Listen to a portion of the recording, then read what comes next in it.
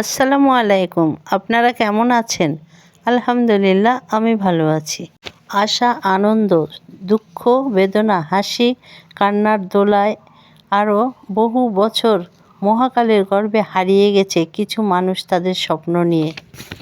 মার্চের শিমুল বকুল ঝরা সূর্য অস্ত যায় যায় বিকেলে। ঘুরতে গিয়েছিলাম বিলমারিয়া। সেখানে ব্রিটিশের কিছু ফেলে যাওয়া স্মৃতি, পার্শ্বে পদ্মা নদী যেটা দিয়ে ব্রিটিশেরা যাতায়াত করত, আর এই মাঠ আজও ঘিরে রাখা আছে ব্রিটিশের সময়ে। এখানে নীল চাষ করত, তাই তো চারদিকে প্রাচীর দিয়ে বাউন্ডারি করা ছিল। দুই পার্শ্বে দুইটা বড় বড় গেট আজও আছে, কিন্তু উন্মুক্ত করা, তালাবদ্ধ করা নাই। আমি এসে যা দেখলাম, সবুজ ঘাসে মাঠটা কার্পেটিং করা, তার মাঝে কিছু ছাগল ঘাস খাচ্ছিল। ব্রিটিশের সময়ে তৈরি যেহেতু ওয়ালগুলো জরাজীর্ণ হয়েছে, আমার মনে হয় এগুলো সংরক্ষণ করা উচিত, কারণ বাংলাদেশে ব্রিটিশেরা শাসন করেছে, শোষণ করেছে, তার কিছু স্মৃতি বিলীন হয়ে যাচ্ছে। গেটের সামনেই রাস্তা, রাস্তার ওপারেই নদীতে যাওয়ার রাস্তা ছিল। ব্রিটিশেরা এই পথেই নদী দিয়ে আসা যাওয়া করতেন। এই বিলমারিয়া গ্রামে যত পাবলিক বাসা দেখছেন, সমস্ত কিছুই সরকারের জায়গার উপরে। তারা সরকারের কাছে লিজ নিয়ে বসবাস করছে। বহুতলা ভবন বানিয়েও নিয়েছে অনেকে ব্যবসা করছে, মার্কেট বড় বড় বানিয়ে। আরও ভিতরে অনেক বাড়ি আছে, স্কুল কলেজ যা কিছু হয়েছে সব সরকারি জায়গার উপরে। এই বিলমারিয়া পুরা এলাকা, নদী সব কিছু ব্রিটিশের দখলে ছিল। নদী শুকিয়ে গিয়েছে, চারপাশে অনেক বসত বাড়ি তৈরি হয়েছে, তাই তো নদীর সৌন্দর্য বিলীন হয়ে গেছে। নদীতে যাওয়া পথটাও যেন হারিয়ে যাচ্ছে। অপরিকল্পিতভাবে বাড়ি বানানো হচ্ছে, মহিষের খামার থেকে ড্রেনটা রাস্তায় দেওয়া হচ্ছে, এভাবে রাস্তাটাও নষ্ট হয়ে যাচ্ছে। এই পদ্মা নদীর এপারে দাঁড়ালে ওপারে দেখা যেত না। সেই পদ্মা নদীতে এখন এমনভাবে ভাটা পড়েছে, আর এই ভাটায় তৈরি হচ্ছে হাজার হাজার ইট। এখানে প্রায় 10-12টা ইটের ভাটা তৈরি করছে ইট। ব্রিটিশের সময় যেই নদীতে এত পানি ছিল, যেখানে বড় বড় জাহাজ, সাম্পানের নৌকা, কত কি এই নদীতে যাতায়াত করত, আজ সেখানে এতই ভাটা পড়েছে যে এতগুলো ইট কাটার পরেও মনে করতে পারছি না যে আমি পদ্মা নদীর মাঝখানে দাঁড়িয়ে আছি। চারদিকে সবুজের সমারোহ। কৃষিপণ্য এমন কিছু নাই যে এখানে চাষ হচ্ছে না, এমনকি ছিয়াশিত এখানে প্রচুর পরিমাণে চাষ হয়। এই চরে বিভিন্ন শ্রেণীর লোক কাজ করেন।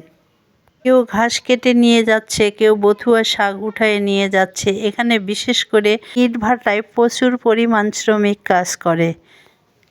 এই চরে ইট ভাটাগুলোতে শ্রমিকেরা বিভিন্ন স্তরে কাজ করে। এই শ্রমিক রেডি করা মাটি দিয়ে শুধু ইট তৈরি করে যাচ্ছে। এরকম প্রচুর শ্রমিক আছে শুধু ইট তৈরি করছে।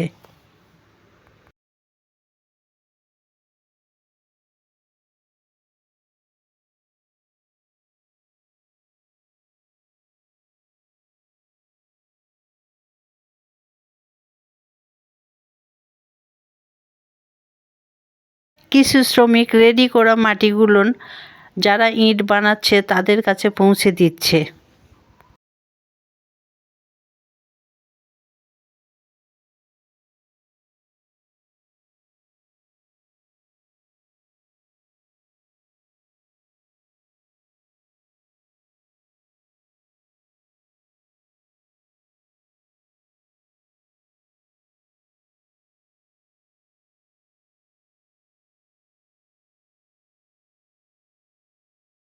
এখানে মাটিগুলো তৈরি করা হচ্ছে মেশিনের মাধ্যমে।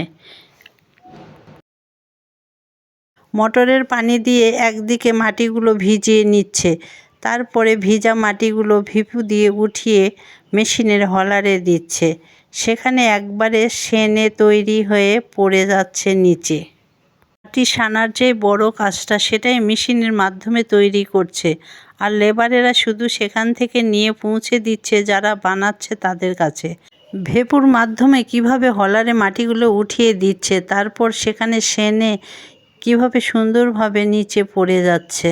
আর এই মাটিগুলোই পৌঁছে দিচ্ছে যারা ইট বানাচ্ছে সেই লেবারদের কাছে। তারা শুধু বক্সে দিয়েই ইট বানিয়ে ফেলছে এই রেডি করা মাটি দিয়ে।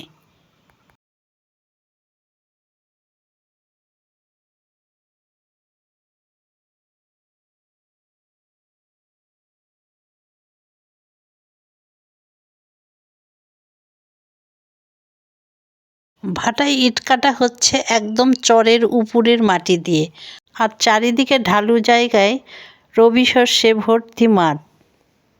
আল্লাহর কি সৃষ্টি, যেখানে একসময় অথাও পানি, বড় বড় ঢেউ, এপার থেকে ওপার দেখা যেত না, সেই পদ্মার চরে আজ সোনা ফলছে, আর হাজার হাজার লোকের জীবিকা। এখানে আমি একটা ভাটার চিত্র তুলে ধরেছি, আরও 10-12টা ভাটার অবস্থা কি সেটা তো বুঝতেই পারছেন, কত শ্রমিক সেখানে কাজ করছে। এই বিলমারিয়া গ্রাম এবং পদ্মা নদী ব্রিটিশের শাসন এবং শোষণের কাছ থেকে মুক্ত হয়েছে। এই চরে পাখি উড়ছে, হাজার হাজার শ্রমিক কাজ করছে। এই শ্রমিকের পরিবারেরা অপেক্ষায় করে দিন শেষে মজুরি নিয়ে বাজারের ব্যাগ নিয়ে সুস্থভাবে হাসি মুখে যখন বাসায় ফিরে। এই কোটি টাকা দিয়েও এই সুখটা আর কিনতে পারবে না।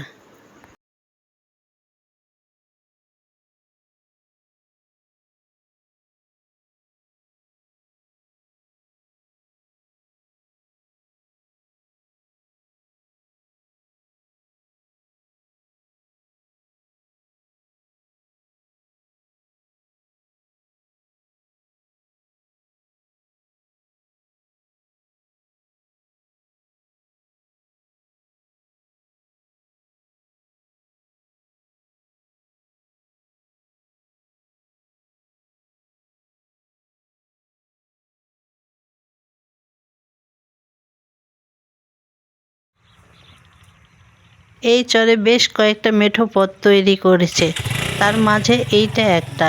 এই যে চাষের ফসলগুলো ঘরে উঠানোর জন্য এই রাস্তাগুলো ব্যবহার করা হয়।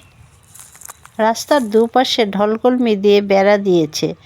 বেড়ার ঢলকলমিতেও প্রচুর ফুল ফুটেছে, সেই ফুলগুলো বাতাসে দুলছে, সেটাও একটা অন্যরকম ভালো লাগা। এই পদ্মা চরে গেলে আপনার ঘুমন্ত গায়ে কি মনটাও একবার গেয়ে উঠবে, হায়রে আমার মন মাতানো দেশ, হায়রে আমার সোনা ফলা মাটি, রূপ দেখে তোর কেন আমার নয়ন ভরে না, তোরে এত ভালোবাসি তবু পরাণ ভরে না।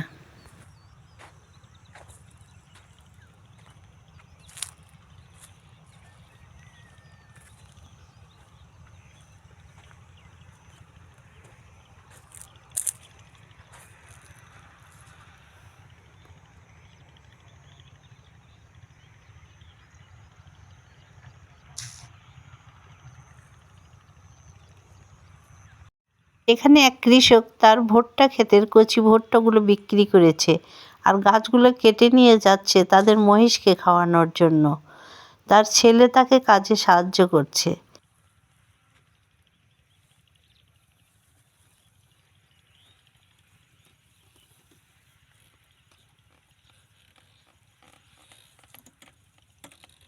এই ভ্যান গাড়িতে ভুট্টার গাছগুলো নিয়ে যাচ্ছে, ছেলেটা অনেক কষ্ট করে টানছে, মনে হচ্ছে তার বাবাকে হেল্প করছে, কিন্তু পিছন থেকে যখন বাবা ঠেলছে মনে হচ্ছে তার ছেলেকে হেল্প করছে। একসময় তাকেও তো সংসারের ঘানি টানতে হবে, সেই ঘানিটা কিভাবে টানবে তার বাবা এখন থেকেই তাকে শিখিয়ে দিচ্ছে। চারদিকে সবুজ ফসল, আবার নতুন ফসলের জন্য জমি রেডি করা হচ্ছে। এদিকে সূর্যটাও হেলিয়ে যাচ্ছে পশ্চিম দিকে। এই বিলমারিয়া পদ্মার চরে এসে যা দেখলাম, সত্যি সৃষ্টিকর্তার রঙিন শিল্প এই চর। এই চরে যদি না আসতাম আর না দেখতাম, তাহলে সৃষ্টিকর্তার সৃষ্টিকে যে করা হতো অস্বীকার।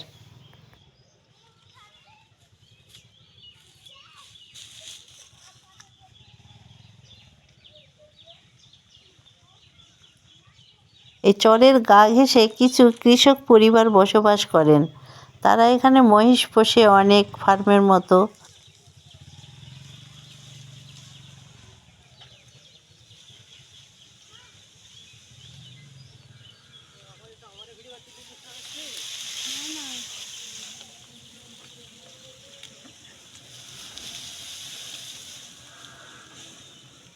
এই পথ দিয়েই চর থেকে ফিরে আসলাম। আসার পথে এই পরিবারগুলো দেখলাম, অনেকগুলো মহিষ তাদের বাড়ির সামনে বাঁধা আছে। মহিষগুলো দেখতে অন্যরকম আমার কাছে মনে হয়েছে, কারণ এর আগে আমি এমন ধরনের মহিষ দেখি নাই।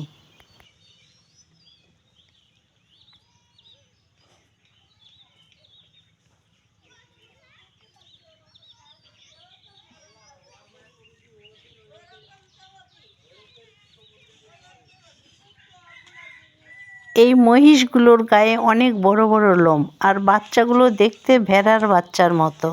আমিও প্রথমে ভেড়া মনে করেছিলাম মহিষের বাচ্চাগুলো।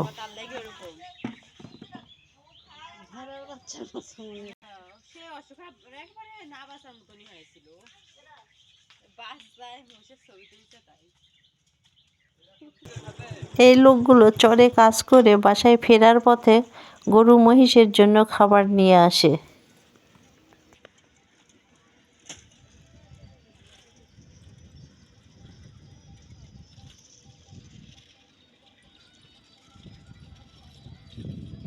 টিকে আছে এইটুকুই পদ্মা নদী, আর এখানে মাটির বাঁধ দিয়ে সেই রাস্তা দিয়েই চলাচল করে এপার ওপারে যাওয়া আসা।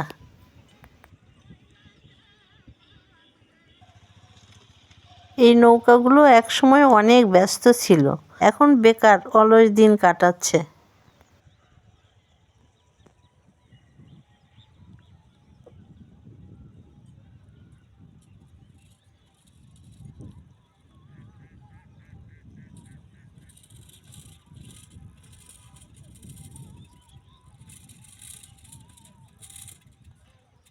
চরে ঘোরা শেষ করে বালির বাঁধ দিয়ে পদ্মা নদী পার হলাম। পার হওয়ার পরে উপরে দেখি একটা মহিষের ফার্ম। এখানে বাঁশের গুঁড়ি জ্বালানির জন্য রেডি করছে। মহিষের গোবর দিয়ে এক ধরনের কাঠি বানিয়ে রোদে শুকাতে দিয়েছে, সেটাও জ্বালানি হিসাবে ব্যবহার করবে। মহিষগুলো খাচ্ছিল। আমি যখন ছবি তুলতে তুলতে তাদের কাছে গেলাম, তারা এমনভাবে খাওয়া বাদ দিয়ে আমার দিকে তাকিয়েছিল। পরে আমি খেয়াল করে দেখলাম তাদের গলায় কোনো রশি নাই। দৌড়ে এসে যদি আমাকে ঢিস দেয়, তাই তো ভয়ে আমি দূরে চলে আসলাম।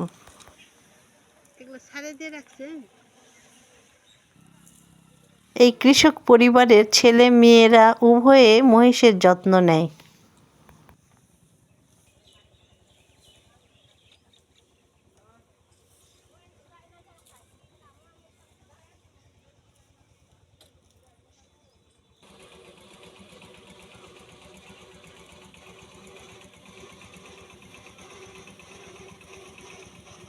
মহিষগুলো এত বড় বড় যে আমি ভয় পেয়ে আর কাছ থেকে ছবি উঠাতে যাই নাই। দূর থেকে জুম করে কিছু ছবি উঠিয়েছি আপনাদের জন্য, কারণ আমার যা কিছু ভালো লাগা সব কিছুই আপনাদের সঙ্গে শেয়ার করতে ভালো লাগে। সেখান থেকে চলে আসলাম বিলমারিয়া গার্লস স্কুলে। এই স্কুলের মাঠেও অনেক ব্রিটিশদের স্থাপনা ছিল, সেগুলো মাটিতে চাপা পড়েছে। মাঠ খুঁড়লেই নাকি এখনও অনেক কিছু দেখা যাবে। স্কুল মাঠ থেকেই চলে গেলাম ব্রিটিশের তৈরি যেই অফিস রুম কিংবা কাচারি, এখান থেকেই তারা পরিচালনা করত। আজ এই রুমটা ঘুরে ঘুরে দেখাবো, আমিও দেখব, কারণ এর আগে একবার এসেছিলাম বর্ষার সময়। প্রথমে যে ছবিটা দেখছেন সেটা ছিল বর্ষার সময়, চারদিকে পানি জমেছিল। রুমের ভিতরে কিংবা সাইডটা দেখতে পারি নাই, তাই তো শুকনো সিজনে আসছি।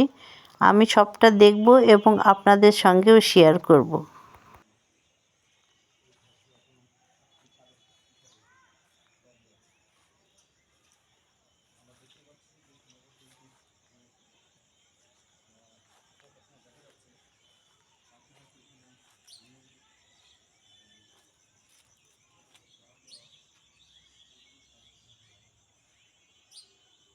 এটা ভিতরের অংশ। ভিতরে মনে হচ্ছে বসার মতো জায়গাও করা ছিল ইট দিয়ে। আর বিল্ডিংটা অনেক সুন্দর করেই তৈরি ছিল। উপরে লোহার পাতি দিয়ে ছাদের বিম করা আছে, আর বড় বড় ইট দিয়ে ছাদ তৈরি করা ছিল। আর সেই ছাদের উপরে অনেক গাছ জন্মেছে, এমনকি অনেক মোটা মোটা গাছও জন্মেছে। সেখান থেকে শিকড়গুলো একদম ওয়ালের ভিতর দিয়ে বের হয়ে এসেছে। এভাবে ওয়ালগুলো ফেটে ফেটে খসে যাচ্ছে।